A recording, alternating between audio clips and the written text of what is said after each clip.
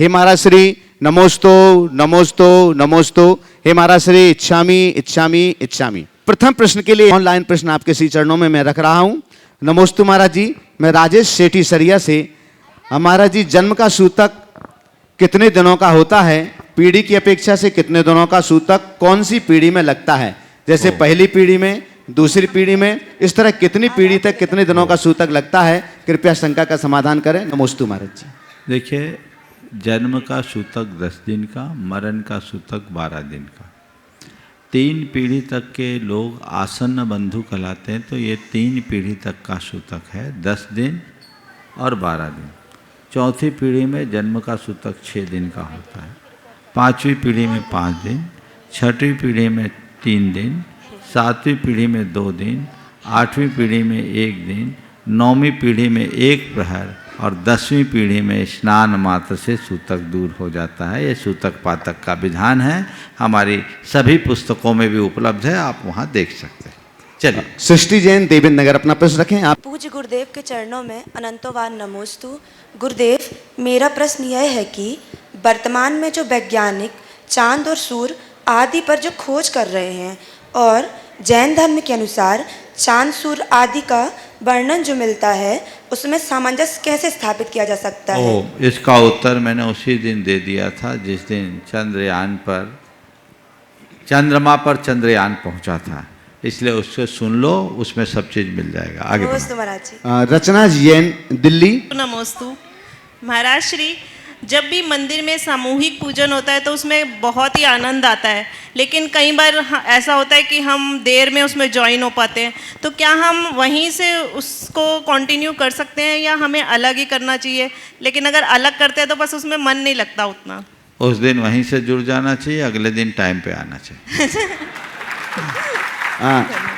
तनिषा, कुमारी तनिषा लोहाड़िया, उदयपुर राजस्थान। नमोस्तु महाराज जी, मैं उदयपुर से आई हूँ। मेरा नाम लवीशा है। मेरे दादाजी का नाम डॉक्टर SK लोहाड़िया है। मेरे दादाजी कहते हैं कि नंदीश्वर द्वीप में देवता ही जा सकते हैं। मेरा प्रश्न यह है कि हमारा रॉकेट चंद्रमा पर पहुंच गया है, तो क्या हमारा रॉकेट नंदीश्वर द्वीप पर भी जा सकता है? कतई नहीं जा सकता।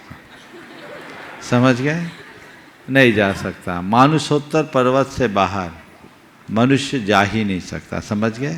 और उसकी रेंज बहुत दूर है, ठीक है ना?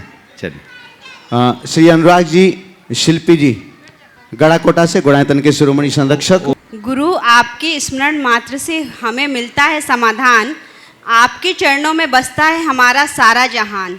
शिल्पी बन अनुराग पूर्वक कर सकूं जीवन भर आपके चरणों का गुणगान। आप में दिखते हैं हमें हमारे भावी भगवान। नमोस्तु गुरुदेव, नमोस्तु गुरुदेव। महाराज जी, आजकल एजुकेटेड गृहिणी माँ की कुछ ऐसी कंडीशन है, बच्चे इतने हो गए हैं अपडेट।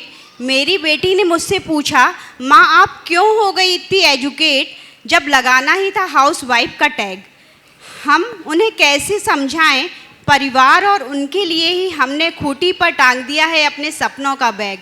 तो महाराज जी, इस प्रैक्टिकली परिवेश में हम इमोशनली और प्रैक्टिकली कैसी लाइफ में बैलेंस करें? नमोस्तु महाराज जी। बहुत अच्छी बात आपने पूछी।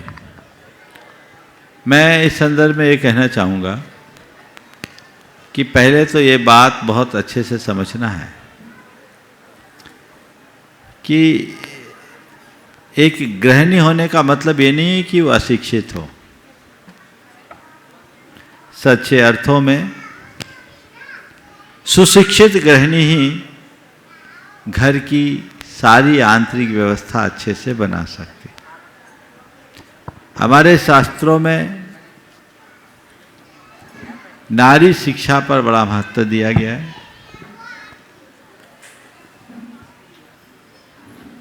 विद्यावान पुरुषो लोके सम्मतिम याति कोविदः नारी च तद्वती धत्ते सृष्टिरग्रिमं वदम्।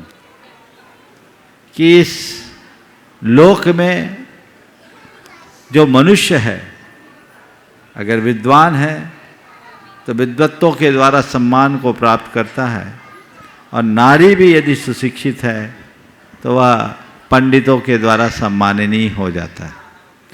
तो नारी को सुशिक्षित तो होना ही चाहिए, वो एजुकेटेड हो, हायर एजुकेशन से युक्त हो, उसमें कोई कमी नहीं होनी चाहिए। पर जो आपकी बेटी ने आपसे सवाल किया कि आप इतने एजुकेट होने के बाद यहाँ गृहस्थी क्यों संभाल रहे हो, तो अपनी बेटी को ये समझाना कि एक एजुकेटेड माँ अपने बच्चों को जितने अच्छे से संभाल सकती है उतनी अशिक्षित महिला नहीं संभाल सकती।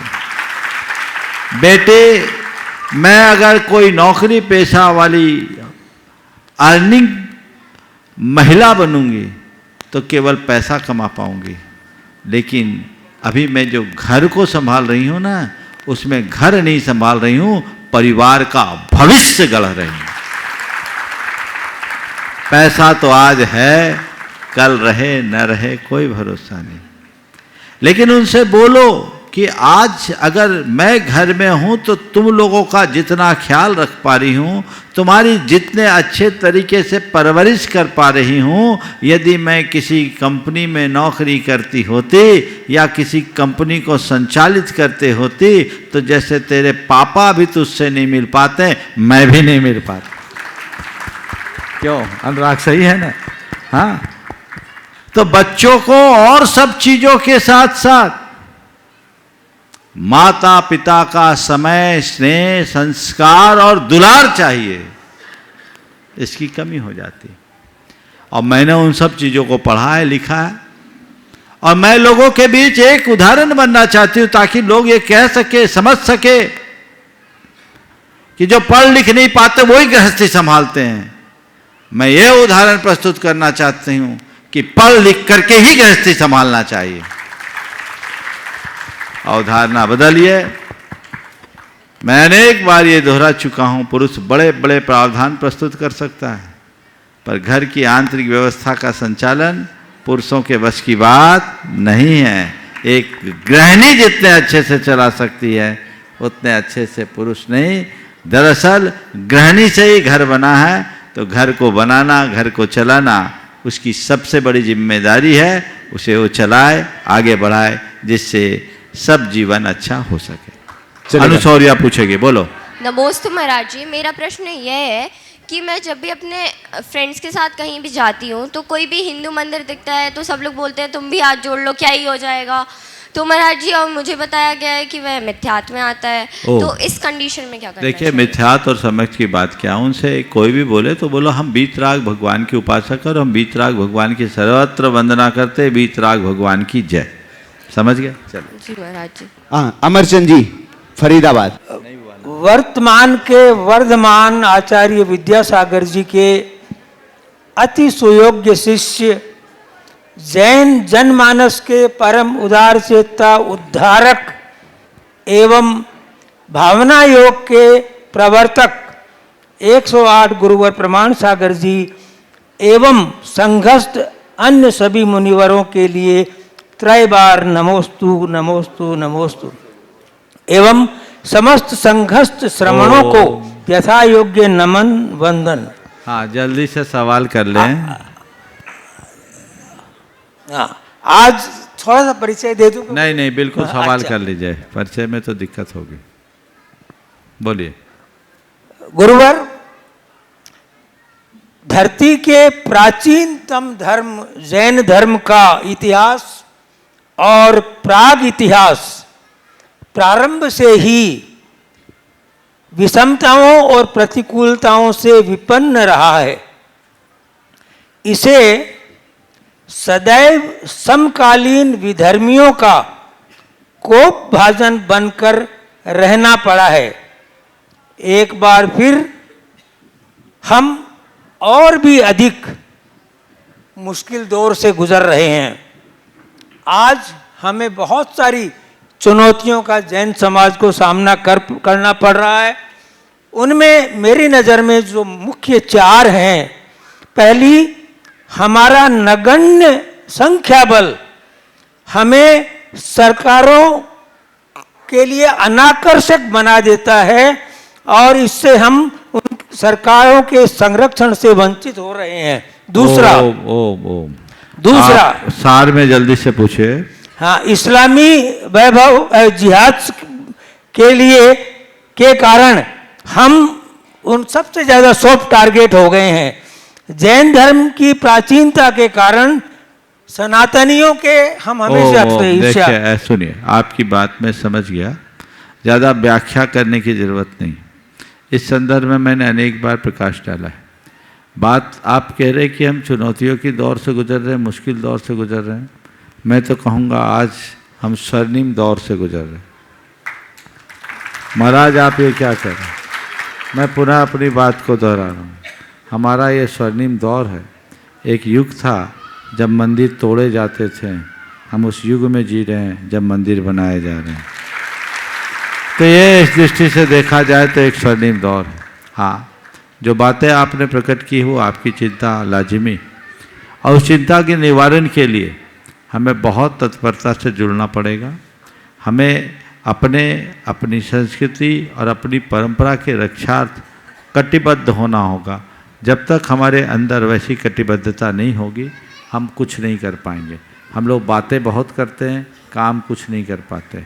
मैंने अनेक बार इस बात पर प्रकाश डाला है, हम जैनों की सबसे ज़्यादा जो TFR है वो कम है, टोटल फर्टिलिटी रेट, प्रजनन दर जैनियों की जिस तरह से गिर रही है, कहीं ऐसा ना हो कि आने वाले दिनों में नाम शेष रह जाए। जब तक जैन हैं तभी तक जैन धर्म है।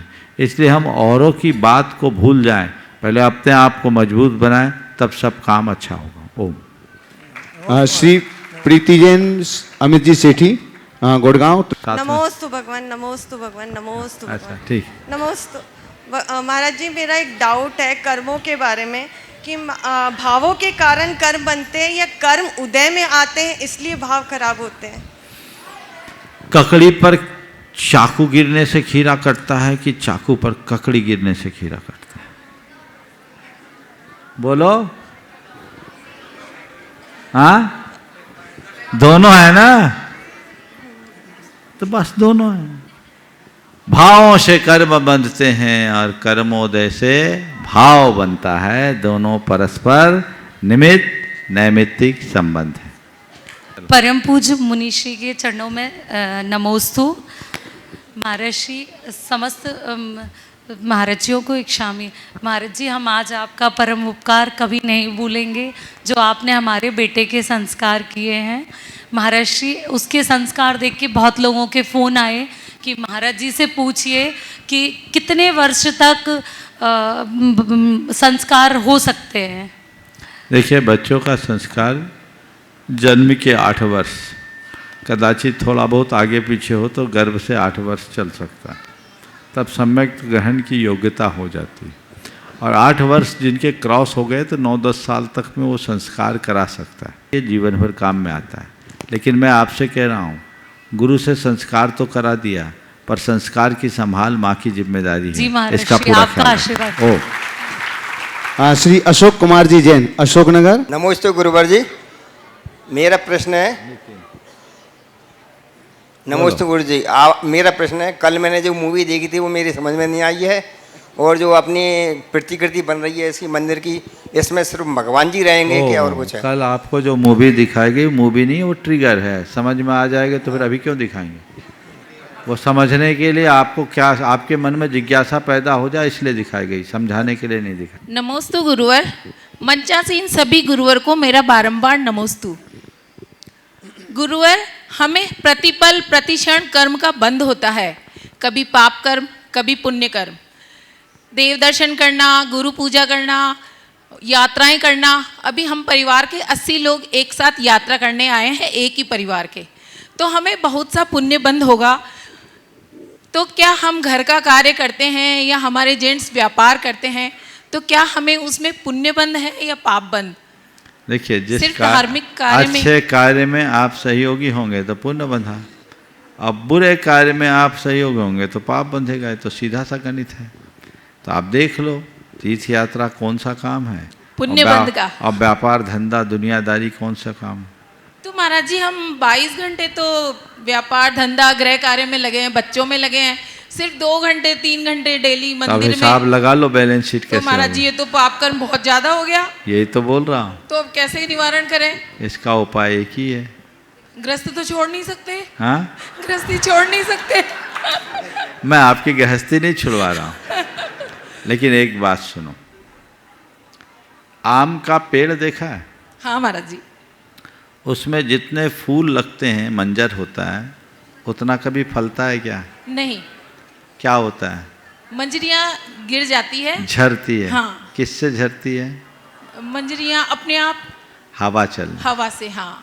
तो ये पाप के मंजर हैं, 24 घंटे लग रहे हैं, पर उसके साथ शुभ भावों का हवा चलाते रहो, सब झड़ जाएंगे, उतने ही फलेंगे जितने चाहिए।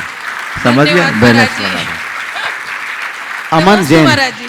एटा मुनि श्री को नमोस्तु नमोस्तु नमोस्तु, मुनि संघ को नमोस्तु नमोस्तु। मुनि श्री, आपका एक 22 साल पहले एटा 1 महीने के लिए आगमन हुआ था, सर्दी में, मतलब उस टाइम मैं आपसे जुड़ा था 1 महीने के लिए। आपने मुझे बताया था कि नमोकार मंत्र लेखन से अकाल मृत्यु और कैंसर तक के रोग समाप्त हो जाते हैं। तब से गुरुदेव मैं आपका नाम लेकर नमोकार मंत्र का लेखन कर रहा हूँ। मेरे को एम्स में भर्ती हुआ 19 में गुरुदेव, तो 19 में मेरा ऑपरेशन हुआ, डॉक्टरों ने कह दी थी जो मुर्दाए से घर ले जाओ, लेकिन मेरे ऊपर उन्होंने एक्सपेरिमेंट किया तो मैं बच गया डॉक्टर साहब। तो महाराज श्री, आज मैं बहुत, और क्या इसका प्रचार करूं महाराज श्री, इसको कैसे मैं? देखिए, बहुत अच्छी बात है। ये अमन जैन जो एटा निवासी है, एक उदाहरण है नमोकार महामंत्र के लेखन के चमत्कार का। अभी आपने इनके मुख से सुना, मुझे इसने अपने कक्ष में बताया। 2002 में एटा में हमारा प्रवास हुआ था, अभी 2023 में यहाँ आया, तब मैंने कभी चर्चा में कहा होगा, कहता ही रहता हूँ। और इसने आकर के जो कहा उसे सुनकर मैं खुद कुछ पल के लिए आश्चर्यचकित रह गया। ये उस समय से नमोकार मंत्र लिख रहा है, देखिए इसकी श्रद्धान की बलिहारी। और उसके प्रमाण स्वरूप इसने मोटी मोटी बहियां मुझे दिखाई, दिखा दो भाई सबको। 2 तो लेके आया, बहुत तो नमोकार बैंक में भी दे दिया इसने। ये देखिए पूरी, और प्रतिदिन श्रद्धा समेत लिखता, पूरा बंडल दिखाओ अच्छे से बंद करके। हाँ, और जैसा हमने कहा अलग अलग कलर में, रंगों में दिखा, कलर दिखाओ, उसके दिखाओ, अच्छे से फोकस करो। और इसको बड़े ट्यूमर हो गए थे, ट्यूमर हुए थे ना डॉक्टर साहब? ट्यूमर भी ऐसा, डॉक्टर ने जवाब दे दिया था कि अब ये बचेगा नहीं, ये घर ले जाओ, मुर्दा है ये तो। लेकिन डॉक्टर भी आज ताज्जुब कर गए, ये हो कैसे गया? बहुत सुंदर। तो ये कितना अच्छा उदाहरण है। मैं आप सबसे यही कहूँगा, जब भी कभी किसी प्रकार की परेशानी हो, नमोकार मंत्र का लेखन, भावना योग अचूक। मैं मानता हूँ कि कोई अमर नहीं, और ये भी मैं कहता हूँ कि इसके बाद भी व्यक्ति बचे, उसकी गारंटी नहीं, क्योंकि अमर तो कोई है ही नहीं। लेकिन ये तय है, अगर आप इसका आराधन करेंगे तो एक तो आपकी अकाल मृत्यु नहीं होगी, और दूसरी वेदना की तड़पन कम होगी। ये दोनों लाभ आपको होगा। बहुत बहुत आशीर्वाद। तुम अपना ये अनुभव लोगों को अधिक से अधिक पहुंचाओ, विभिन्न माध्यमों से पहुंचाओ, ताकि लोग अपने जीवन में आने वाली इस तरह की परेशानियों का सामना कर सके और अपने दुखों का निवारण कर सके। बहुत बहुत आशीर्वाद। श्रीमती शिंपल जैन, यूनिक एजेंसी सागर। मंच पर विराजमान समस्त मुनि संघ को मेरी ओर से, मेरे परिवार की ओर से बारंबार नमोस्तु नमोस्तु नमोस्तु महाराज जी। मुनियों को नई पिच्छिका देने में और मुनियों की पुरानी पिच्छिका लेने में श्रावक को कितने नियमों का पालन करना जरूरी होता है? जिनको देना जिनसे लेना उन्हीं से पूछ लो। सबके अपने अपने व्यक्तिगत हिसाब है। मुख्य रूप से शील व्रत का पालन होता है, और फिर देने वाले और लेने वाले का अपना क्राइटेरिया है, किसको क्या करना है। समझ गए? नमोस्तु ब्रह्मचारिणी शिंपी दीदी। बारंबार नमोस्तु महाराज जी। पात्र दान ही सबसे बड़ा दान है, और जो शांति विधान में अवतंस नाम आता है उसका क्या अर्थ है? कुरुवंश से अवतंस नमस्ते। कुरुवंश के अवतंस, अवतंस शब्द है यानी कुरुवंश के अंश। आपका जो पहला सवाल है पात्रदान का क्या महत्व, देखो पात्रदान को समझो। मैंने किशनगढ़ में पात्रदान की महिमा पर प्रवचन किया। एक भाई था बीकानेर का, उसने सुना, वो जैन शायद नहीं था, तो वो बड़ा प्रभावित हुआ कि महाराज जी पात्रदान की महिमा बता रहे, मुझे पात्रदान देना चाहिए। अब वो जानता नहीं था, मुझे फॉलो जरूर करता था। तो उसने जो अपना अनुभव सुनाया मैं आज आप लोगों को जरूर बताना चाहूँगा, क्योंकि ऐसी घटनाएं कभी हो सकती है। तो उसने अपने किसी गुरु से पूछा कि महाराज ये पात्रदान क्या होता है? तो उन्होंने कहा जाओ बाजार से कोई पात्र खरीद कर दान कर दो। पात्रदान हो गया। तो उसने आकर के मुझे बताया कि महाराज मैंने ऐसा किया, मेरा पात्रदान हो गया। मैंने अपना सिर पकड़ा, बोला भैया पात्रदान का मतलब पात्र का दान नहीं, पात्रदान का मतलब पात्र को दान देना, पात्र के लिए दान देना।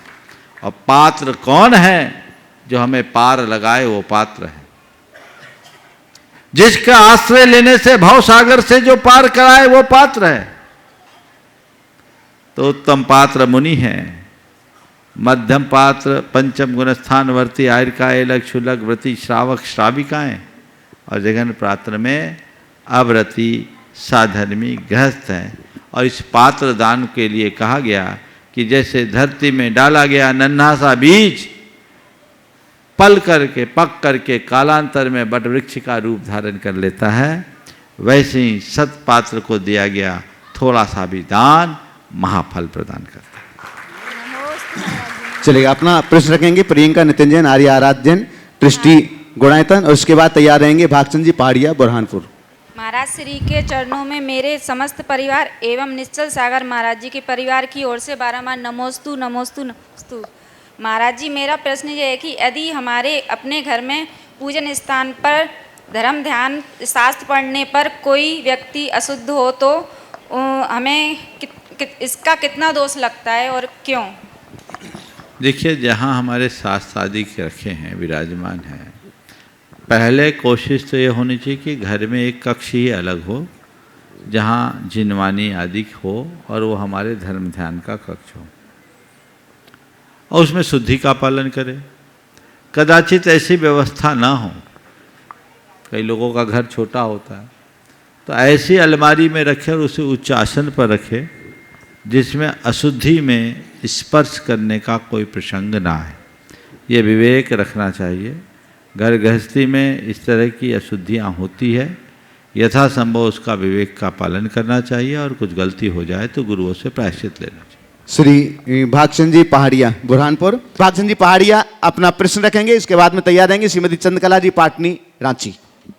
कोचामन सिटी राजस्थान, बुरहानपुर मध्य प्रदेश एवं 18 विभिन्न स्थानों से लगभग 85 यात्री पहाड़िया परिवार के आज यहाँ दर्शन करने के लिए आए हुए हैं। नमोस्तु गुरुदेव, नमोस्तु गुरुदेव।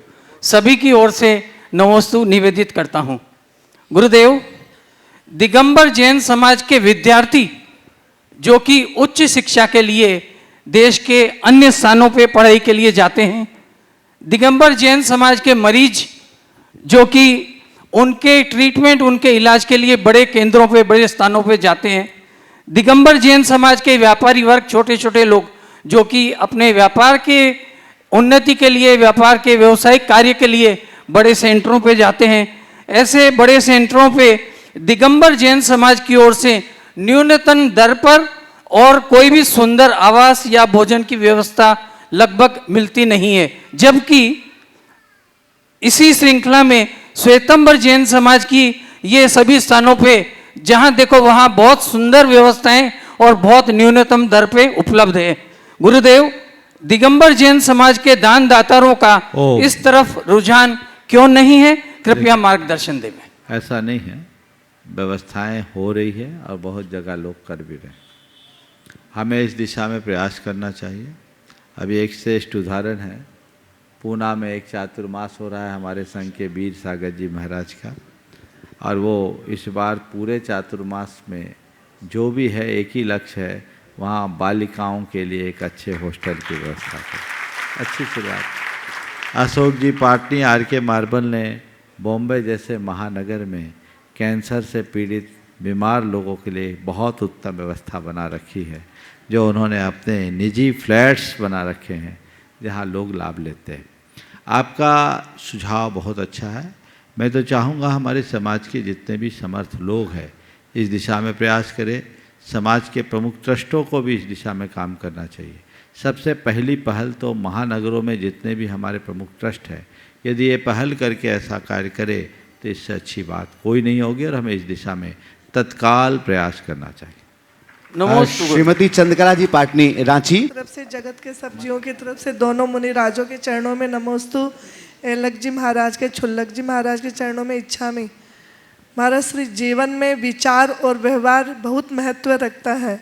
एक विचार व्यवहार को बदल देता है और एक व्यवहार विचार को बदल देता है। तो व्यवहार और विचार हम अपने जीवन में कैसे उत्कृष्ट बनाएं? एक विचार व्यवहार को बदल देता है और एक व्यवहार विचार को बदल देता है। आपने बहुत अच्छी बात की। विचार और व्यवहार को हम उत्कृष्ट कैसे बनाएं? कुछ न करें, सरल रास्ता बता रहा हूँ, भावना योग करें।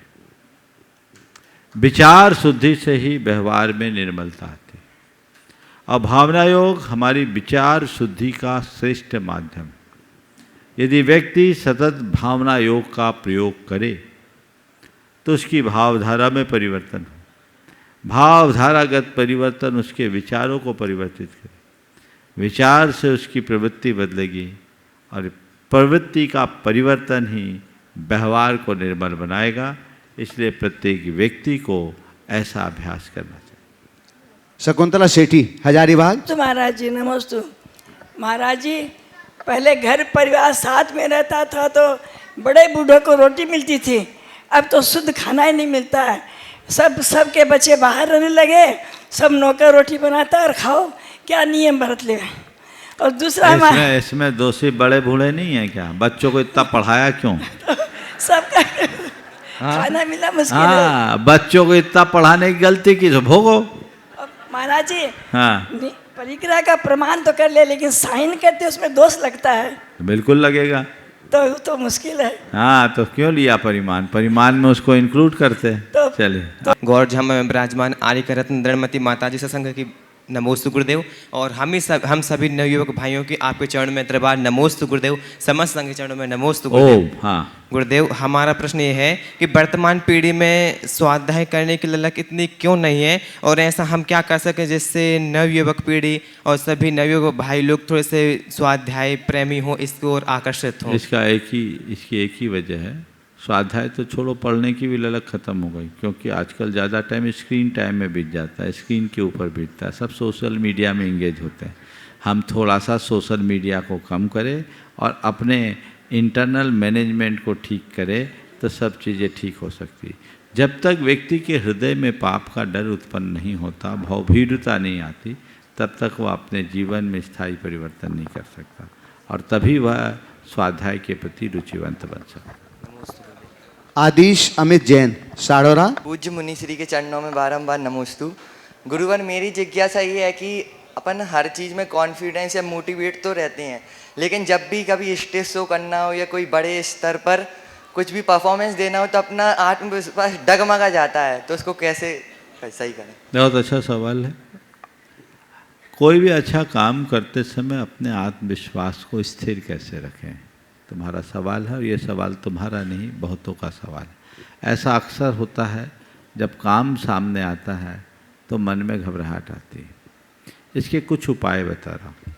सबसे पहला उपाय तो ये है, कोई भी काम करो तो उसकी शुरुआत गहरी सांस लेते हुए करो।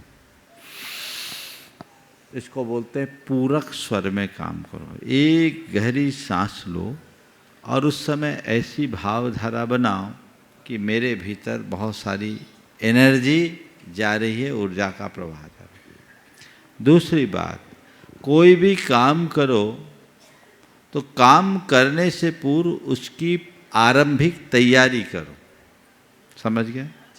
जैसे अभी तुमने सवाल किया, सीधे माइक पकड़ करके तुम बोलोगे तो हो सकता है हिचकिचा, लेकिन आज मुझे महाराज जी से ये सवाल इन शब्दों में करना है। अगर एक बार मानसिक रूप से तुमने ये काम कर लिया हो और फिर तुम माइक पर बोलो तो तुम्हें कोई दिक्कत होगी? एकदम धड़ल्ले से बोलोगे? हाँ जी महाराज जी। तो कोई भी काम करने के पूर्व उसकी आरंभिक योजना, अच्छी योजना बनाओ, मानसिक रूप से उसके लिए तैयार हो जाओ, तो कभी कोई दिक्कत नहीं होगी। उसके बारे में अधिक से अधिक जानकारी एकत्रित करो, और जानकारी एकत्रित हो उसके लिए पढ़ो, लोगों से संपर्क करो, जानो, सीखो। फिर चौथे चरण में अपने मन में ऐसा विश्वास जगाओ कि जिस विषय में मैं आगे जा रहा हूँ मैं उसका मास्टर हूँ, क्योंकि मैंने उसे पढ़ा है, मैंने उसकी तैयारी की है, तो कोई किसी तरह की घबराहट नहीं होगी। और एक सबसे उत्तम रास्ता है, ज़्यादा घबराहट हो आंखें बंद करो, अपने गुरु और प्रभु को याद करो और कहो आशीर्वाद दो, मैं अपने कार्य में सफल हूँ, काम बन जाए। नमस्ते महाराज। शुभी, निर्मल जैन, बीना। महाराज जी के चरणों में त्रेवा नमोस्तु नमोस्तु नमोस्तु। महाराज जी, मेरा प्रश्न ये है कि हमेशा हर कोई बोलता है कि कोई कैसा भी करे हमें उसके लिए हमेशा पॉजिटिव सोचना चाहिए, पर अगर कोई आंखों के सामने बुरा बोले या फिर इग्नोर करे या गलत शब्द का उपयोग करे तो फिर हम उस टाइम पर उसके लिए कैसे पॉजिटिव रहें? क्योंकि उस टाइम अपने विचारों को उनके प्रति पॉजिटिव रखना बहुत ही मुश्किल होता है, उसको सरल कैसे बनाएं? मुश्किल होता है, इसीलिए तो करना है। समझ गए? अगर तुम्हें कोई गाली दे, आप शब्द बोले, दुर्व्यवहार करे, तो उसके प्रति पॉजिटिव होने का मतलब ये नहीं कि वो गाली दे और तुम मुस्कुराओ। उसके प्रति पॉजिटिव होने का एक रास्ता ये है कि तुम उसको इग्नोर करो, बाईपास कर दो, उससे एक सुरक्षित दूरी अपना लो, बात खत्म। ऐसा तो किया जा सकता है ना? जी महाराज। तो उसकी कोई नेगेटिव प्रतिक्रिया न करना ही, नेगेटिव रिएक्शन न करना ही उसके प्रति पॉजिटिव होना है। जी महाराज। ठीक। और इसके साथ पहला चरण, दूसरे चरण में जब कोई ऐसा बोले तो उसके प्रति पॉजिटिव होने का एक रास्ता ये है, ये सोचो चलो बोल ही तो रहा है, कुछ कर थोड़ी रहा है। हाँ। अगर कुछ कर लेता तो हम क्या कर लेते हैं? ये बताओ, कोई गाली दे रहा है और तुम उसका प्रतिकार नहीं कर पा रहे, इसका मतलब वो जरूर तुमसे बलजोर होगा ना? हाँ? तो जो गाली दे रहा तुमको मार भी सकता था, तो क्या तुम प्रतिकार कर लेते? नहीं। तो गनीमत है, गाली दिया मारा नहीं, यही तो पॉजिटिव। क्या गनीमत है? गाली दी है, मारी नहीं, मारा नहीं, है ना? आपको याद है सुकरात की कथा? उनकी धर्मपत्नी ने उनको गन्ना से मारा था, गन्ना के 2 टुकड़े हो गए। उनने अपनी धर्मपत्नी से आभार व्यक्त किया, बहुत अच्छा, मुझे मित्रों को खिलाना था, टुकड़े 2 करना था, अच्छा हुआ तुमने कर दिया। ये पॉजिटिव है, पर उसके लिए बहुत धैर्य, सहनशीलता, संयम की जरूरत है। शब्दों में पॉजिटिव कहना बहुत सरल है, अंदर से पॉजिटिव रहना बहुत कठिन। आशीष जैन, धर्मांश, फिरोजाबाद, और इसके बाद में तैयार रहेंगे विजय पांड्या, अजमेर। नमोस्तु महाराज जी। मेरी जिज्ञासा है, जिस व्यक्ति का मरण समय निकट हो और वह व्यक्ति 2 घंटे पूर्व मरण से दान की घोषणा करता है तो उसे पुण्य मिलेगा क्या? जरूर मिलेगा, वो करेगा, उसको पुण्य मिलेगा, उसके घर वाले उसको पूरा करेंगे तो उसमें सहभागी बनेंगे, और नहीं करेंगे तो पाप के भागी हो। इसलिए कुछ बोले तो कर दो। और मैं तो ये बोलता हूँ, क्या पता आखिरी समय में तुम बोलने लायक बचो या ना बचो, कोई गारंटी है? बोलो। इसलिए आखिरी समय में तुम बोलने लायक बचो ना बचो कोई ठिकाना नहीं। इसलिए जब तक चेतना, होश है, क्षमता है, जो करना है सो कर गुजरो, उसी में भलाई। विजय जी पांड्या, अजमेर। मेर जैन समाज की ओर से सब बोलो जल्दी से। हाँ महाराज जी, अब जैसे जब भी कोई चुनाव आते हैं या कोई भी आयोजन होता है तो जैन समाज की स्थिति बहुत नाजुक होती जा रही है। राजनीतिक दृष्टि से जैन समाज बहुत पिछड़ता जा रहा है। पर मैं आप लोगों से कहता हूँ, चुनाव के समय आप लोग चर्चा करते हो, चुनाव के बाद भूल जाते हो। आदत सुधारोगे तभी कुछ होगा। जब तक समाज में राजनीतिक चेतना का विकास नहीं होगा तब तक ये समस्याएं बनी रहेगी। आज लोग राजनीति के क्षेत्र में आगे तब बढ़ पाएंगे जब समाज के अंदर राजनीति करना छोड़ देंगे। सारी ताकत तो लोग अपने समाज में ही खपा देते हैं, जिससे हमारी समाज का विकास रुक जाता है। उसे हम बढ़ाएंगे तभी अपने जीवन को सफल बना पाएंगे। समय आप सबका हो गया, यहीं पर विराम। बोलिए परम पूज्य आचार्य गुरुवर श्री विद्यासागर जी।